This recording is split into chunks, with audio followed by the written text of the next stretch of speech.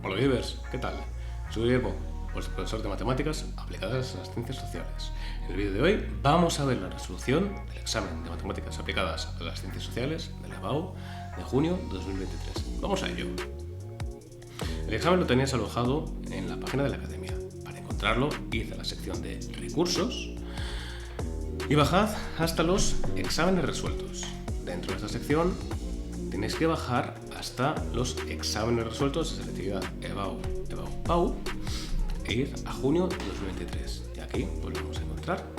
Y así, vamos a entrar en materia. El primer ejercicio nos dice que se considera la matriz A dada por esta matriz que nos indican aquí, 1 menos 1, 1, 2, 1, 0, 1, 0, 1, y nos pide por una parte que se estudie si es invertible y en caso de ser así, que se calcule su inversa, y luego en el apartado B que se resuelva en ecuación matricial. Vale, si queremos averiguar si la matriz es invertible o no, tenemos que averiguar si su determinante es o no dígito de cero. También lo podemos comprobar por el método de Gauss, pero por eficiencia y por comodidad es más recomendable que utilicemos el método de determinantes. Resuelvo el determinante y si veo que me queda que el resultado es distinto de cero, se tiene inversa, justo como ocurre aquí. En base a eso, y sabiendo que sí que se puede invertir, pues vamos a calcular su inversa. Vamos a utilizar para esto el método de determinantes. Para eso primero se calcula la matriz de adjuntos, sobre eso transponemos esa matriz y finalmente reemplazamos en la fórmula general 1 dividido de lo que valió el determinante de la matriz, es decir, 1 partido de 2, por la matriz adjunta traspuesta. Cuidado aquí, que aunque este resultado inicialmente sí que sea correcto, lo preferible es que pongáis cada uno de los términos dividido del número que tenemos aquí. En cuanto al apartado B, tenemos que resolver la ecuación matricial que nos plantean como que matriz A por la matriz X sea igual a la matriz columna de unos. Esto tal cual está enfocado, está pensado para que premultipliquemos por la matriz inversa tanto a la izquierda como a la derecha de la igualdad. La idea que va detrás de esto, si multiplico a la inversa de la matriz por la original, se me convierte en la matriz de identidad. Si la matriz de identidad la multiplico por una matriz cualquiera, me queda esa matriz cualquiera. Luego, en conclusión, si la matriz X será igual a tomar la matriz inversa y multiplicarla por la matriz columna de unos. En conclusión, entonces, la matriz X será 1 medio, 0, 1 medio, la matriz columna. Pasando al ejercicio A2 nos dice que se considera la función real definida por la siguiente expresión, si x al cuadrado más a por e elevado a x menos 2, donde a pertenece a los números reales, y nos piden que se averigüe cuál es el valor del parámetro real a, sabiendo que la integral entre 0 y 1 de la función vale e menos 1. Y luego el apartado B, para cuando a es igual a 1, se obtenga la ecuación de la recta tangente en el punto de abscisa x igual a 1. ¿Qué tenemos que tener en cuenta? Vale, primeramente, si quiero poder despejar el valor de a, debo resolver la integral como si fuese una integral de una función completa. Es decir, que de x al cuadrado más a elevado a x menos 2 nos quedarán 2x al cubo más a por elevado a x menos 2x, todo entre 0 y 1. Seguidamente se aplicaría la regla de Barrow, es decir, toda la función primitiva en 1, esto de aquí, menos toda la función primitiva en 0, esto de aquí. A lo que llegamos entonces es a que, desarrollándolo, nos quedaría a por e menos a debe ser igual a e menos 1. Es decir, que si de aquí saco factor común a, me quedaría a que multiplica a e menos 1 tiene que ser igual a e menos 1. Luego a será e menos 1 entre e menos 1, es decir, que a será 1. Luego la conclusión es que para que se cumpla que la integral entre 0 y 1 de la función nos valga e menos 1, el valor de a deberá ser 1. En el caso del apartado B nos dice que se calcula la ecuación de la recta tangente en el punto x igual a 0. Vale, ¿qué debemos tener en cuenta? El valor de x que nos han dado es el valor de x sub 0. Lo que tenemos que buscar entonces es cuánto valen y sub 0 y m. Para sacar y sub 0 lo que hacemos es reemplazar x sub 0 en la función original, es decir, que hacemos literalmente la función en 0, y esto nos queda que y sub 0 vale menos 1.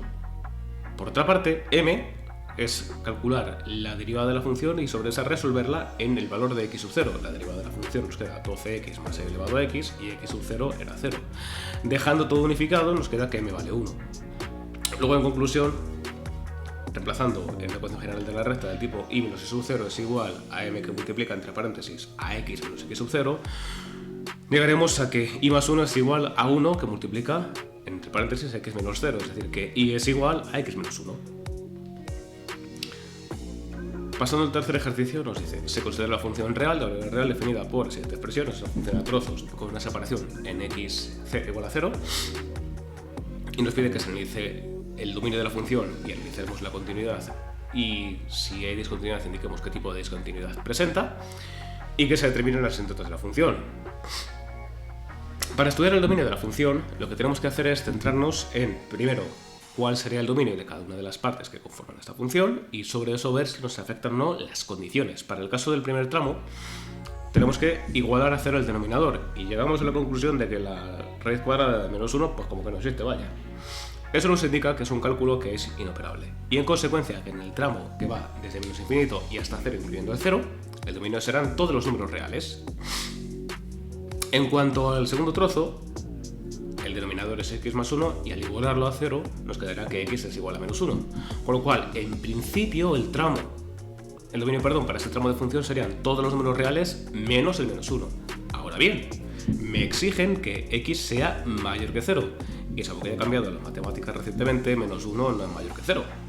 Lo cual implica que el menos 1 queda fuera del rango que me obligan a tener el dominio. Esto lo que implica es que desde el 0 en adelante la función sí que va a darnos un valor en la función original. Es decir, que nos va a dar imagen, y en consecuencia que la función va a tener como dominio todos los números reales en este segundo trozo. Luego la conclusión global de todo esto, después de todo este jaleo, es que el dominio de la función son todos los números reales. En base a eso vamos ahora a estudiar la continuidad. Para saber la continuidad vamos a utilizar la definición de continuidad. Esto es que la función en el punto donde tenemos el salto debe ser igual a los límites laterales por la izquierda y la derecha de ese salto. Lo que sucede básicamente es que la función en 0 nos vale 0, el límite cuando x tiende a 0 por la izquierda nos vale 0, y el límite cuando x tiende a 0 por la derecha nos vale 1, es decir, que los límites laterales no coinciden. Esto implica que tenemos una discontinuidad que es inevitable. Como en ambos casos nos ha quedado un número, eso implicará que se trata de una discontinuidad inevitable de salto finito. En cuanto al apartado B, nos pide que saquemos las asíntotas de la función. Para ello, vamos a centrarnos en sacar la vertical, la horizontal y la oblicua, primeramente comprobando si las tiene. En el caso de las verticales, como el dominio de la función son todos los números reales, no tiene asíntota vertical. Con lo cual, un cálculo que nos quitamos de en medio. En cuanto a la horizontal, tenemos que hacer el límite cuando x tiende a menos infinito y el límite cuando x tiende a infinito en la función. ¿Qué debemos tener en cuenta? Que como en 0 tengo el corte, pues del 0 hacia su izquierda cogeré el tramo que va al primer lugar, y del 0 a la derecha, el siguiente. En ambos casos me quedan valores en el infinito. En el primer tramo me queda que es menos infinito, en el segundo es infinito. En ambos casos implican la misma conclusión, que no tiene asíntota horizontal. Luego, en consecuencia, tenemos que revisar si tuviera oblicua. Vamos a guiarnos de nuevo por el criterio de desde menos infinito hasta el 0 para el primer tramo y de 0 a infinito para el segundo. En el primer tramo, al calcular el valor de m, nos queda que vale infinito, es decir, que no tiene asíntota oblicua en ese tramo. Sin embargo, en el tramo que va de 0 a infinito, nos queda que m vale 1 y que n vale 1. Luego la asíntota oblicua estará en y es igual a x menos 1. Luego la conclusión es que solamente cuenta con una única asíntota oblicua que va a darse a partir del tramo que va desde 0 y hasta infinito. El ejercicio 4 nos dice que sean dos sucesos A y B tales que la probabilidad de A es de 0,55, la de B 0,1, y que debemos saber que la probabilidad de que no suceda B condicionada a que suceda A es de 0,89. Sobre eso nos piden sacar la intersección de A con B y la intersección de los complementarios. Para poder averiguar el valor de la intersección, vamos a utilizar como punto de referencia la probabilidad de no B condicionado a A. Que no ocurra B condicionado a que suceda A es como si dijéramos que no suceda A y suceda a B dividido de la probabilidad de que suceda A. Lo que tenemos aquí en el numerador es realmente una diferencia de sucesos, la probabilidad de que suceda A menos la intersección de A con B. Con lo cual, yo sé lo que vale no B condicionado a A, sé lo que vale la probabilidad de A, con lo cual es hacer el despeje. Llegamos entonces a que la probabilidad de A es de A intersección B es de 0,0605, es decir, de un 6,05%. En cuanto a la intersección de no A y no B, es enfocarlo en base a las leyes de Morgan, con el complementario de la unión como tal. Es decir, que si yo calculo la unión de A con B, puedo averiguar cuánto vale la intersección de no A y no B. Para sacar la unión de A con B sería probabilidad de A más la de B menos la intersección, es decir, 0,55 más 0,1 menos 0,0605, el que estuvimos de antes. Y nos queda que la unión vale 0,5895. Luego, si queremos averiguar cuánto es la probabilidad de no A intersección no B, será el suceso complementario a este, que me queda 0,4105. Es decir, que la probabilidad de que no suceda A y no suceda B es de un 41,05%. Pasando a este siguiente ejercicio, nos dice que la capacidad de 100 mililitros de un bote de champú se puede aproximar por una variable aleatoria con distribución normal de media mu y desviación típica igual a 10 mililitros. Se toma una muestra aleatoria de tamaño 20 y se obtiene que su media muestral es de 200 mililitros. Determine un intervalo de confianza al 95% para la capacidad media de los botes de champú y determine el tamaño mínimo de la muestra para que el error máximo cometido en la estimación de la media sea menor que 0,5 mililitros con un nivel de confianza del 90%. Es intervalo de confianza estándar de la media, con lo cual tenemos que aplicar la fórmula, es decir, el valor de la media muestral, 200 más o menos z de alfametios, es decir, 1,96, aquí tenéis cómo hemos llegado al valor de 1,96, por desviación típica entre la raíz cuadrada de n. Total, que nos quedará que el intervalo de confianza estará comprendido entre 195,617 y 204,383 mililitros, con una confianza del 95%. En cuanto al tamaño de la muestra, lo despejaremos a partir del error. Básicamente haríamos 1,645, es decir, el valor de z de alfamedios, el desarrollo lo tenéis en la línea de abajo, por el valor de la desviación típica entre el nivel de error que me indicaban y todo esto elevado al cuadrado, y me queda que es aproximadamente 1083. Luego, para que el error máximo cometido sea de 0,5 mililitros con una confianza del 90%, la muestra deberá ser de al menos 1083 botes de champú. Pasando ahora a la opción B, nos dice que una pastelería tiene 220 buñuelos de chocolate, nata y crema. Hay el doble de buñuelos de nata que de crema. Además, el doble de la cantidad de los buñuelos de crema más el triple de los buñuelos de chocolate es igual al doble de la cantidad de buñuelos de nata. Calcule la cantidad de buñuelos que hay de cada tipo. En este tipo de ejercicios, que anticipo es un típico problema de sistemas de ecuaciones para que lo resolvamos, ya sea mediante Gauss o mediante Kramer, primeramente tenemos que definir cuáles son las variables. En este caso, X representará la cantidad de buñuelos de chocolate, Y los de nata y Z los de crema. Sobre eso establecemos las relaciones. Tenemos en total 220 buñuelos, luego la suma de todos ellos debe darme 220. Tenemos el doble de buñuelos de nata que de crema, es decir, que Y es igual a 2Z, y luego el doble de la cantidad de buñuelos de crema, 2Z, más el triple de buñuelos de chocolate, más 3X, es igual al doble de la cantidad de buñuelos de nata, es decir, 2Y. En base a esto, reordenamos las ecuaciones para que nos queden las variables a un lado de la igualdad y las soluciones al otro lado de la igualdad. Y sobre esto planteamos la matriz ampliada. Para poder resolverlo podemos utilizar, pues lo he dicho, ya sea el método de Gauss, el método de Kramer. Aquí por comodidad vamos a utilizar el método de Kramer. Primeramente resolvemos el determinante de la matriz A y como es distinto de 0, esto nos indica que sí que vamos a poderlo resolver y nos queda que el determinante de la matriz A vale menos 11. A continuación tenemos que resolver los determinantes A sub X, A sub Y y A sub Z. Lo que debemos hacer es reemplazar siempre la columna de soluciones en el hueco de la columna de la variable correspondiente, es decir, para las X las soluciones las pongo en la columna de las X, para Y en la columna de Y y para Z en la columna de Z. Me queda que cada determinante vale respectivamente menos 440, menos 1320 y menos 660.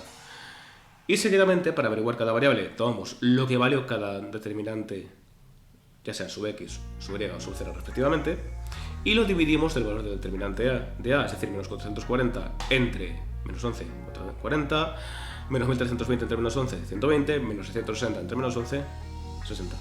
Conclusión, que hay 40 buñuelos de chocolate, 120 de nata y 60 de crema.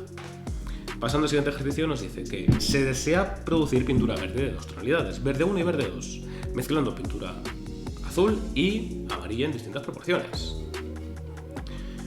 Un litro de pintura verde necesita 0,3 litros de azul y 0,7 litros de amarillo, mientras que un litro de pintura verde 2 necesita 0,5 litros de azul y 0,5 litros de amarillo. Actualmente se dispone de 20 litros de azul y 28 litros de amarillo. El beneficio por litro de la pintura verde 1 es de 1 euro y por un litro de la verde 2 es de 1,2 euros.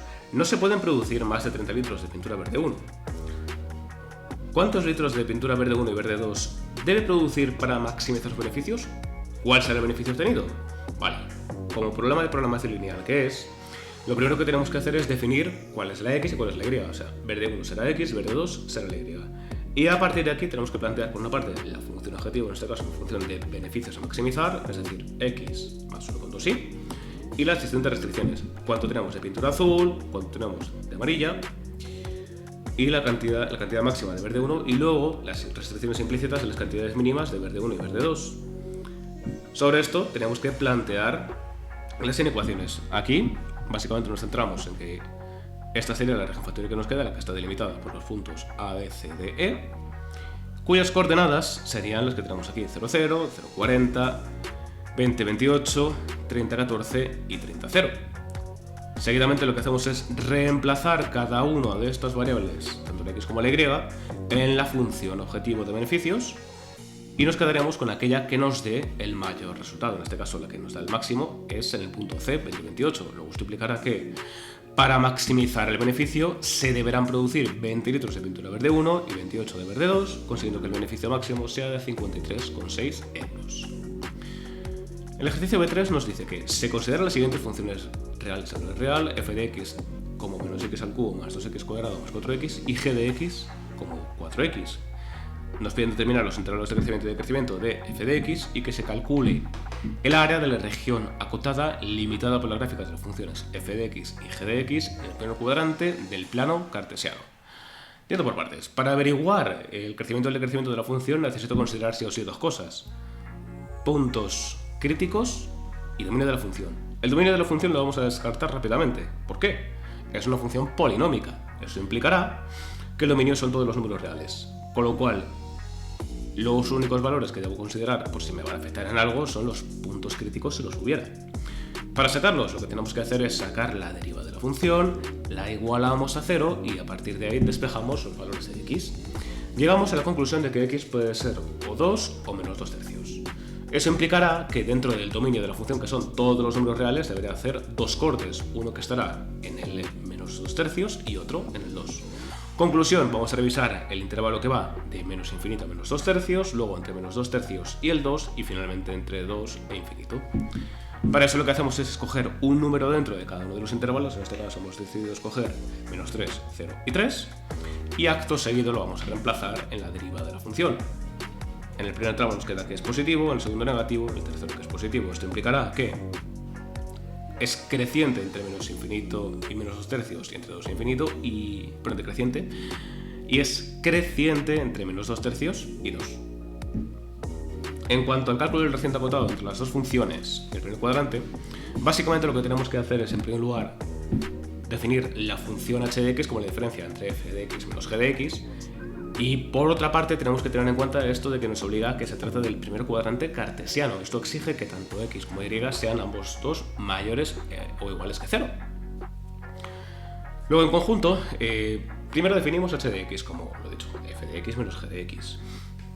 Llegamos a que h de x es menos x al cubo más 2x al cuadrado. A continuación igualamos a 0 a la función. Esto nos dará los puntos de corte en la función. En este caso nos queda que la función corta el eje x en 0 y 2. Luego eso implicará que debo averiguar cuál es el área que está comprendida entre 0 y 2 entre estas funciones. Seguidamente aplicaríamos la regla de Barrow. Primero resolvemos la integral, quedándonos menos x a la cuarta entre 4 más 2x al cubo entre 3, y sobre esto aplicamos la regla de Barrow, es decir, la primitiva en 2, toda esta parte de aquí, menos la primitiva en 0, toda esta parte de aquí. Eso implicará, bueno, aquí tendría que ser con 0, pero bueno, está resuelto aquí bien en el siguiente punto, con lo cual no os preocupéis por esto, que es una pequeña errata. Llegaremos a que la función en conjunto nos vale, perdón, el área de la función nos vale 4 tercios, es decir, aproximadamente 1,33 unidades cuadradas. B4. El Ministerio de Educación y Formación Profesional convoca regularmente unas ayudas al estudio. En el curso 2019-2020, las ayudas fueron destinadas a las enseñanzas obligatorias representaron el 56,5% del total, el 24% correspondieron a enseñanzas universitarias, mientras que el 19,5% restante fueron para enseñanzas postobligatorias no universitarias. Las ayudas concedidas son financiadas o bien por la comunidad autónoma a la que pertenece el estudiante o bien por el Ministerio. Concretamente, en el curso 2019-2020, las ayudas financiadas por el Ministerio representaron el 13,8% de las totales ayudas de las plazas obligatorias, el 86,1% de las universitarias y el 80,3% de las posobligatorias universitarias.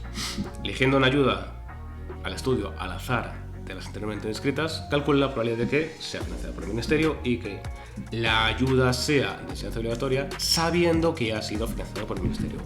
Antes de empezar a resolver nada, teníamos que plantear sí o sí los datos con los que contamos. Vamos a definir A, B y C respectivamente como que sea enseñanza obligatoria para A, enseñanza universitaria para B y posobligatorias no universitarias para C. Y luego, probabilidades condicionadas. M condicionado al suceso y no M condicionado al suceso. Esto es, para el primero, probabilidad de que sea financiada por el Ministerio si sucedieron A, B o C respectivamente. Y para el caso de no M condicionado al suceso es probabilidad de que no sea financiado por el Ministerio si ocurrieron respectivamente A, B o C. En base a eso, tendríamos el siguiente diagrama de árbol. Y a partir de ahí es cuando ya podemos pararnos a resolverlo. El apartado A es el clásico ejercicio de calcular la probabilidad total. En este caso, probabilidad de que sea financiado por el Ministerio, esto es, que sea A y que le haya financiado el Ministerio, más que sea B y le haya financiado el Ministerio, más que sea C y le haya financiado el Ministerio. Es decir, que si hacemos el cálculo pertinente, llegaremos a que es un 44,09%. Luego la probabilidad de que una enseñanza haya sido financiada por el Ministerio es de un 44,09%. En cuanto al apartado B, lo que nos están planteando es que sea una probabilidad condicionada, sabiendo que ha sido financiado del Ministerio, probabilidad de que sea enseñanza obligatoria, es decir, que sea enseñanza obligatoria y sea financiada por el Ministerio, dividido la probabilidad de que sea financiado por el Ministerio. En conclusión, llegamos a que esto vale un 17,7%. Y finalmente vamos al ejercicio B5. Antes de nada aquí un disclaimer. Este ejercicio se puede abordar de dos maneras. Tenéis aquí las dos soluciones. La primera es la solución que se consideraría como la oficial y la segunda es como sería el otro enfoque que se le puede dar al ejercicio que, estrictamente hablando, como no exige el enunciado que sea como pide en la solución oficial, también se pudiera considerar como válido. Pero lo dicho, tenéis aquí las dos posibles formas de resolverlo para que tengáis ambos enfoques. Nos dice, el 30% de los individuos de una población tienen una titulación universitaria. Se escoge una muestra al azar de 120 individuos. Apartado A. ¿Cuál es la distribución aproximada que sigue la proporción de individuos con titulación universitaria de la muestra? Y apartado B. Halla la probabilidad de que más del 35% de los individuos de la muestra sean titulados universitarios. Vale, el punto de partida es que para poder averiguar la distribución de la proporción hay que tener en cuenta cuál es la distribución del que parto, que es una distribución binomial cuya muestra n es 120 y p, en este caso la proporción de gente que tiene titulación universitaria, sería 0,3. Por tanto, la distribución de la proporción nos quedaría como que mu es igual a p, 0,3, y sigma sería la raíz cuadrada de p por q entre n, quedándonos 0,0418. Sobre eso, el cálculo del porcentaje que nos indican, del 35%, de que más del 35% de los individuos de la muestra sean titulados universitarios, sería haciendo la tipificación normal y corriente. Cojo el valor de mu, de x, que me dijeron en este caso 0,35%, 0,35, le resto mu y lo divido entre sigma. Me queda que z vale 1,2, como es z mayor que 1,2, debo reconvertirlo a que sea 1, la probabilidad de que z sea menor o igual, aquí esto no os preocupéis que aunque ponga mayor o igual es una pequeña errata, lo he dicho, menor o igual que 1,2, esto ya estará corregido en el PDF más adelante, y nos queda que la probabilidad que está asociado es de 0,1151, es decir, de un 11,51%. Y ahora lo que os comentaba, el otro enfoque que se puede aplicar, si quisiéramos enfocarlo como que se aplique la aproximación de la distribución binomial a la distribución normal, lo primero que tenemos que calcular es cuánto valdrían mu y sigma. Para calcular mu haríamos n por p, que nos queda que son 36 individuos, y para calcular sigma sería la raíz cuadrada de n por p por q, y nos queda que es 5,01. Con lo cual, partiendo de esta base, esta sería nuestra distribución normal. Sobre esto, en cuanto al apartado B, habría que hacer entonces una pequeña conversión. Como nos hablaban del 35% de los individuos, tenemos que averiguar, en primer lugar, o pensar cuántas personas representan el 35% de la muestra. Pues haríamos 0,35 por 120 personas y nos queda que son 42 personas. Y ya sobre eso haríamos el cálculo. Esto sería como si dijéramos cuál es la probabilidad de que haya más de 42 personas con titulación universitaria. ¿Qué debemos tener en cuenta? Que como estamos haciendo la aproximación de la distribución binomial a la normal, hay que aplicar sí o sí la corrección de Yates. Es decir, que le subamos en este caso 0,5 porque es mayor estricto.